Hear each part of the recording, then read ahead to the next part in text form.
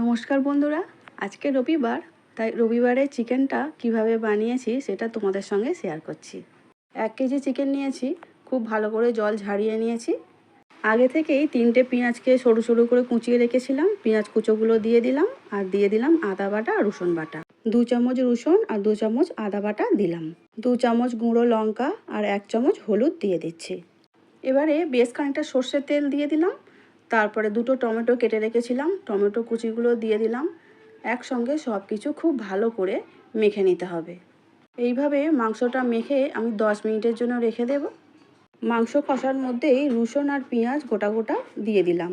খেতে খুব ভালো লাগে রান্নার পরে। আর যেহেতু রবিবারের মাংস হচ্ছে, তাহলে মাংসের ঝোলের সঙ্গে আলু না থাকলে কি ভালো লাগে বলো?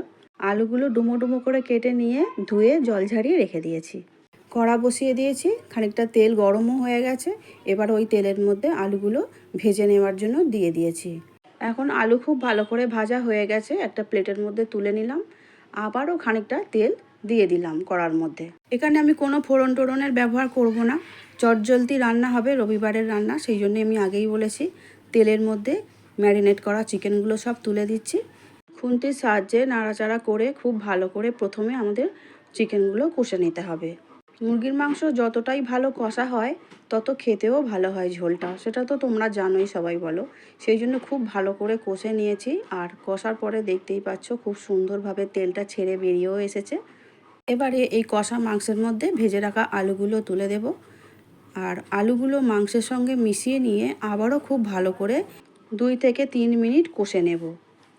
এমনিই আমাদের মাংস কষতে কষতে তো সিদ্ধ হয়েই গেছে, আলুগুলো সিদ্ধ হতেই শুধু বাকি আছে। এবারে দিয়ে দিলাম পরিমাণ মতো নুন দেবার পরে আবারও খুব ভালো করে মিশিয়ে নিতে হবে। খুব ভালো করে কষানো মোটামুটি হয়ে এসেছে। এবারে এদিকে জল আমি আগে থেকে গরম করে রেখে দিয়েছি, সেই জল এবারে পরিমাণ মতো ঝোল হিসাবে আমি দিয়ে দিচ্ছি। জল দেবার পর আবারও খুব ভালো করে সব কিছু একসঙ্গে মিশিয়ে নিলাম।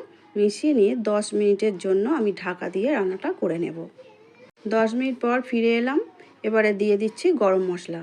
আগে তো কোনো কিছু ফোড়ন দিইনি, আমি আগেই বলেছি। এবারে গরম মশলাটা দিয়ে দিলাম আর খুব ভালো করে মিশিয়ে নেব। এতক্ষণে আমার আলু ঝোল সমস্ত কিছু একসঙ্গে খুব ভালো করে সব সিদ্ধ হয়ে গেছে।